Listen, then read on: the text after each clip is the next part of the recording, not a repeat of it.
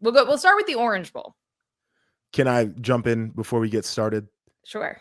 The crowd shots of the Orange Bowl are the reason why we need to play more games on campus. Well, there's a few reasons for that. Yes. The whole thing, though. I mean, this whole round should be on campus, and a lot of people are saying it. I mean, you cannot ask your fans to go 3 neutral site games if you make it all the way to the championship game. That's crazy. Can't do it. No. It's too much. Way too much, too expensive. This round, also the way it's structured right now, is over New Year's. Also very expensive to fly, to get hotels. All of that is a problem. Also, I wrote about this because I was kind of trying to get at like the rest versus rust debate with the buys. If these games are actual home games, that is a bigger advantage for the higher seed. Like, agreed. If you're looking for things to incentivize trying to want to be in the top 4, but actually things that actually help you, playing at home, playing on campus, that would definitely helps. Okay, so let's talk about that Orange Bowl. It was all Oregon, all the time. It was 23-0. Texas Tech, 4 turnovers, 215 total yards of offense. A lot to get into because Texas Tech's defensive front was really good. Like really good in a 23-point loss. Like that they did what they were trying to do, what they were supposed to do. Their offense did not show up. Oregon's defense completely controlled the game. I don't even think that Dante Moore and them played all that well on the offensive side because, again, I think so Texas Tech's pressure and what David Bailey in particular was able to do against them was really impressive. But it didn't matter because Oregon's defense was so suffocating. They had heard all week, 2 weeks, however many weeks, about Texas Tech's defense. They wanted to make a statement. They were able to do it. Dan Lanning went for it on 4th down 8 times. Like there was a lot that happened in this game, and it all went Oregon's way to the point where, like, I don't even think there was anything that Tech could have done offensively because they could not do anything. Like, I don't know what they could have changed. Let's talk about that because it certainly felt like they either didn't or couldn't turn the page on offense, right? Like there's always something that you can try to do, and they didn't have it, right? And so I think that's a function of their offense, which you and I both said we didn't trust going into that game. And that was also at all. And a function of Oregon's defense, which Dan Lanning got on them right after the JMU win. And as you mentioned, everybody's talking about Tech's front, which showed up and showed out, no doubt. The most interesting thing I think from this game, and you and I were texting about it, was at halftime. I was like, well, if I'm Tech, I'm actually not feeling that bad considering all of the yards that we've given up and all the different drives that Oregon's had, and we're only down 6-0 or whatever the score was. It was, yeah. And, it felt like if there was an opportunity, it had to be right at half to like come out and, get stops and then put some points on the board.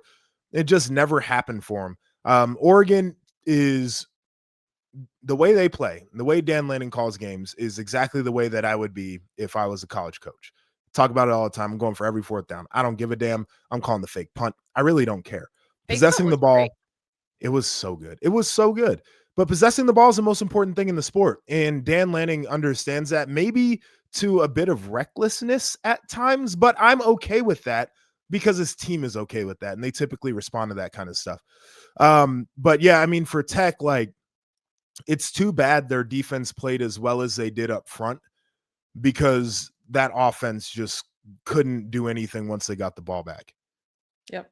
And it was also something where, like, the Oregon offense had been on the field for almost the entire first half. They ran 50 plays. You knew that was going to be part of it too. And they didn't even really wear down that much, but like at some point they were going to finish the drives. They were going to get in the end zone. And you were just asking so much of that Texas Tech defense, so many snaps, so many plays. And again, you're not getting anything. Your offense isn't doing anything, but they're also not sustaining drives and stringing together drives to give you breaks. Like there was just so much that was not happening for that offense. And that was always going to be their limiting factor. It was boom or bust a lot of times in season. Didn't matter against a lot of the competition that they played. But it sure matters when you're playing a team like Oregon, which, by the way, for as much as we talk about how much we love their offense, how explosive it is, the defense is really damn good too. And I think you're right that they wanted to make a point after the way that they did not finish the game against JMU Yes. and the way that people were talking about that defense and like, oh, should we be concerned? They That wanted to was be me, by like, the way. no, that was you. Yeah. No, but there were a lot of Literally people asked the pointing that question. out. Mhm. Yeah. And it was valid at the It time. wasn't just And the points; it was like the way that they were moving the ball It too. was, it was. But also, like, this is classic Dan Lanning is, yeah, I read the newspapers, I read the tweets, and we're going to respond to it on the field. So I can certainly appreciate that. I saw Baron Morton after the game, and he was very emotional about his experience at Texas Tech and obviously not having played well, and he wanted to do more.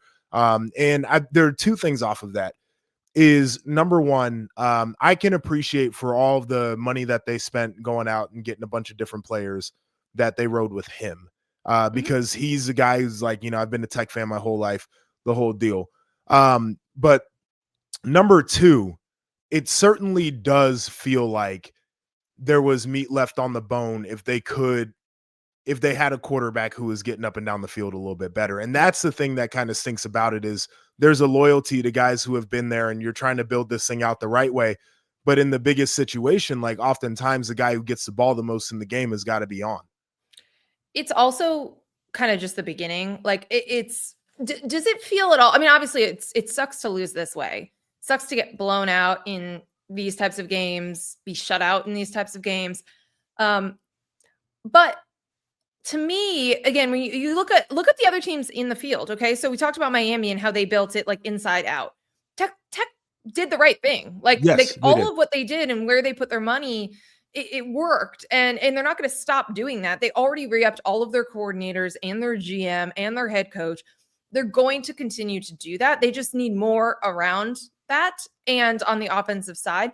And now you're going to also have more people want to come play there because they just saw it Right. work and that it was year one. Look at Indiana last year. They got blown out in the playoff. Again, we know the final score didn't quite look as much as a blowout, but what did they do? They got way better this year. Now they beat all these teams that have future NFL players and all the issues last year, the gaps that we noticed last year closed. Gone. So, Yep. like if you're Tech, that's all you need to look at. You look at those two teams that are still alive in this playoff and be like, we can do that. We can Yeah. absolutely do that. Well, I mean, now it basically comes down to making sure that you hit on the guys that you want to bring in. And when Yep. I say that, it's not just on the field production.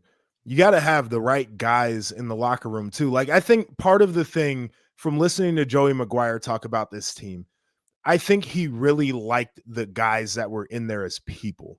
He Hmm. talked about the team GPA being a school record, and he talked about the competitive character of those guys and going into battle with them. And I think as long as they can keep that same thing, not just chasing the best players, but also dudes that you can rely on, high character, you can trust them. That the Signetti thing. Like I think he builds his team with those kinds of guys. That's when you can continue this type of run here. Absolutely. So again, a phenomenal season though for Texas Yeah, Tech. I mean, they never fantastic. won the 12 title. They get to the college football playoff. You'll appreciate this. Joey McGuire afterwards was asked about the long layoff, right? Because they were the team that had the bye. And he said, if we said it was the layoff, that would be an excuse. And we don't make I love it. excuses in this program. Can't do it. And I love that. he said, if this is how the college football playoff is, we have to figure out ways to win that game. No doubt. We will expect to see them back. I think that they should be contending in the Big 12 every single year, as long as they're continuing to invest. And these are the people piecing together that program.